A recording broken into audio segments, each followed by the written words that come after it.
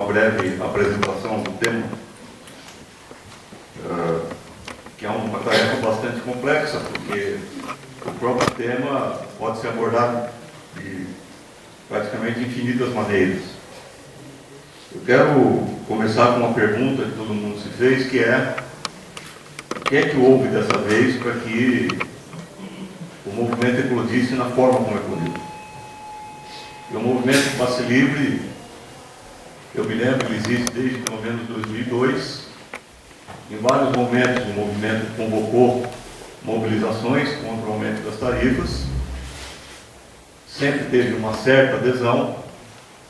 Chegou a fazer algumas passeadas, manifestações com até 6 mil pessoas. Mas francamente, 2 milhões é um pouco de exagero. Então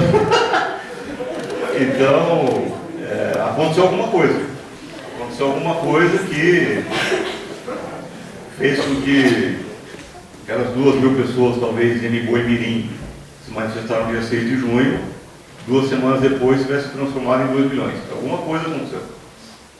Alguma coisa que não diz respeito propriamente nem ao movimento Passe Livre, nem às organizações sindicais, nem às organizações partidárias. Portanto, alguma coisa que passou a margem ao largo das instituições e que se manifestou nas ruas na forma como todo mundo viu. Para entender o que é essa alguma coisa, isso já é uma provocação que eu faço para os debatedores na mesa, eu faço uma analogia com o que dizia uma grande revolucionária, Rosa Luxemburgo, claro que preservando todos os limites e considerações e mediações que deve ser feito em qualquer analogia, mas em que a Rosa Luxemburgo lançava uma pergunta extremamente importante para todos nós, que ganha maior relevância hoje. Ela lembra que numa comunidadezinha chamada Batumi, no interior da Geórgia, que era uma república secundária do Império Czarista, em 1902, iniciou-se um processo espontâneo de greve, espontâneo, e de repente virou uma greve geral. Essa greve de 1902 em Batumi ganhou adesões, passou a ter um impacto regional. Em 1904 ela tinha atingido Baku, a capital do Azerbaijão, também espontaneamente, e desembocou finalmente em 1905 na formação do Soviet, do Conselho Operário de Petrogrado, que foi a grande base da Revolução de 1905.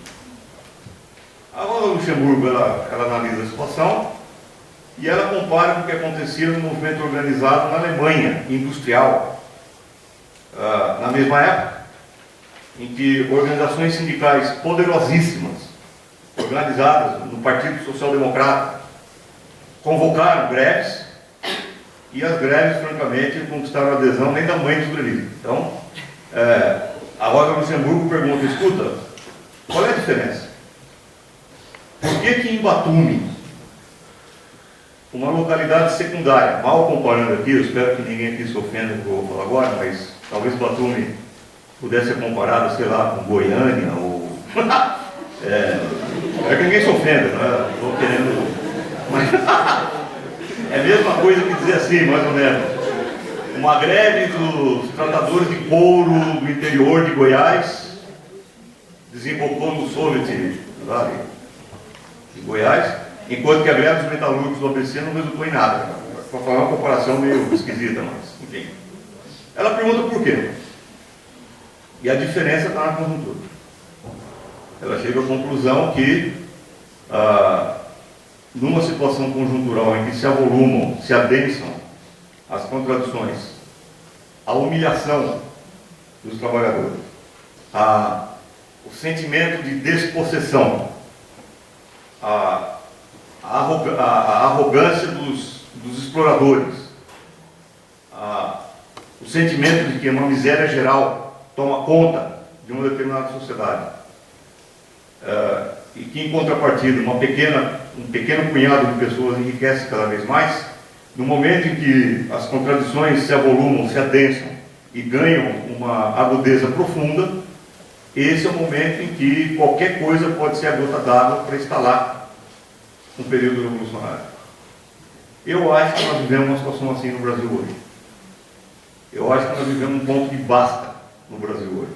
Eu acho que nós vivemos uma situação em que as condições de vida da população, por mais que as estatísticas oficiais indiquem o contrário, as condições de vida da população, a miséria, o desamparo, o método irresponsável preconizado pelo governo Lula e depois Dilma, de produzir crescimento da economia com base no endividamento das famílias, produzindo a inadimplência de milhões e milhões de famílias que já se deram conta que não vão conseguir pagar as suas dívidas e não vão conseguir manter um sistema, um padrão de consumo ao qual se habituaram mediante o endividamento, o acúmulo da miséria urbana, sobre a qual a professora Maricato pode falar com grande maestria e vai falar daqui a pouco.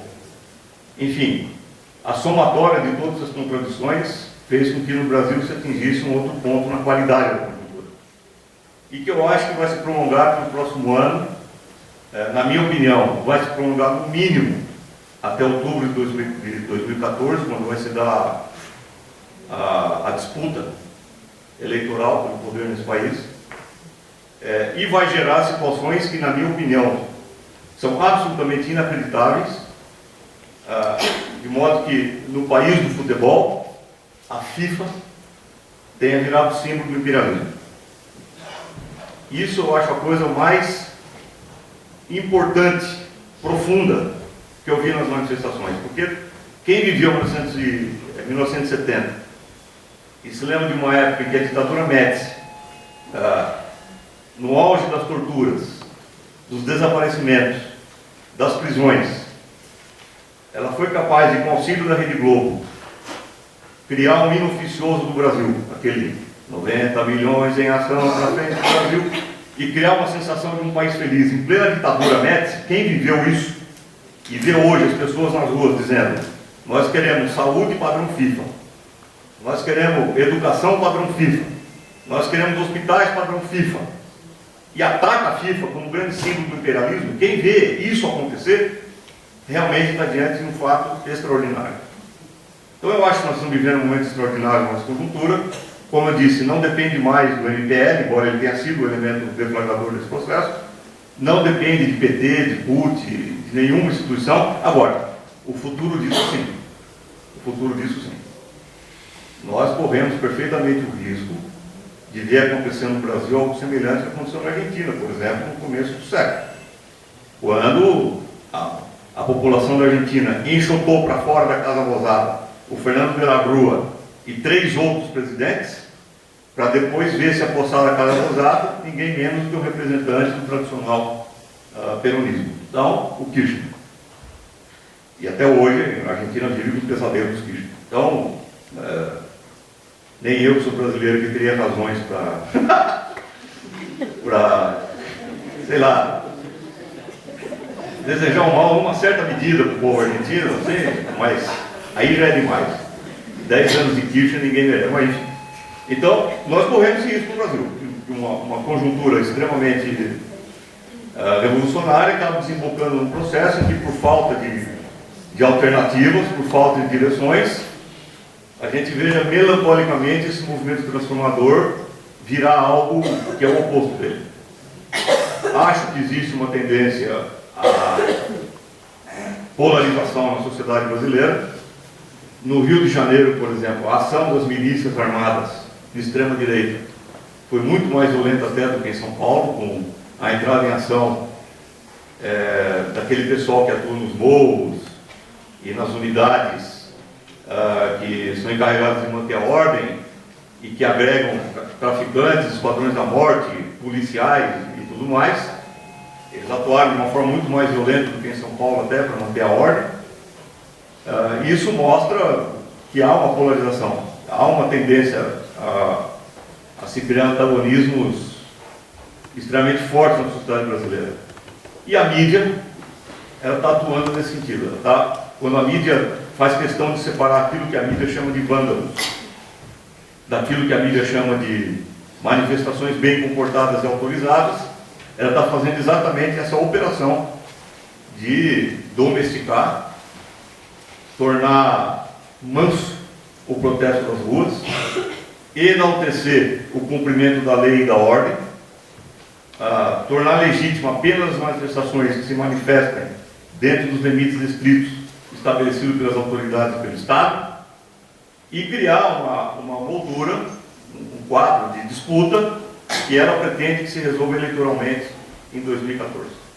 E claro, todo o processo de desgaste do governo Dilma, de desgaste dos partidos que se reclamam de esquerda e etc., com a colocação no centro, está tentando criar líderes que representem os setores da burguesia brasileira. Embora seja difícil, porque nós temos uma certa sorte, porque se pensar bem quem são as alternativas do PSDB e da direita, a Aécio Neves, vamos ser patético, quer dizer, os caras, por parte da direita, também não tem nenhum grande líder até o momento, mas eles vão tentar fabricar e vão tentar construir essa alternativa. Para nós, eu acho, e agora eu encerro com essa provocação, para nós eu acho que está colocada uma questão que é a luta pelo poder, quem é que vai finalmente saciar o poder. Eu tenho uma visão particular disso daí, eu acho que aqueles que estão no governo hoje, que dizem representar os trabalhadores, se eles representam mesmo os trabalhadores, só lhe resta romper com os patrões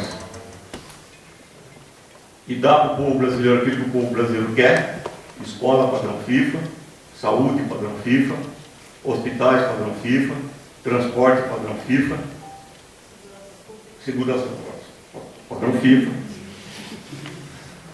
Nem que isso implique, e certamente implicará, ruptura com o capital financeiro. Portanto, eu acho que o PT e seus representantes, e nós temos um aqui na mesa que foi convidado para nós para ser trucidado hoje à noite, verdade?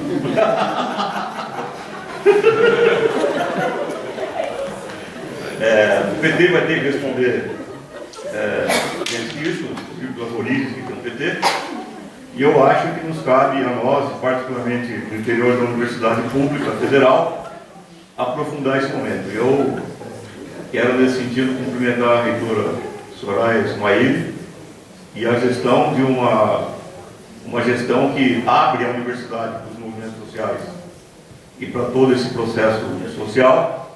Eu tenho certeza que a Unifesp vai ser chamada a ocupar um lugar importante nos próximos meses, no próximo período, e eu não tenho a menor dúvida de que a nossa reitora vai aceitar cumprir esse papel e vai se colocar na frente, na medida do possível e do necessário, de um movimento importante de contestação entre os universitários e a comunidade acadêmica brasileira.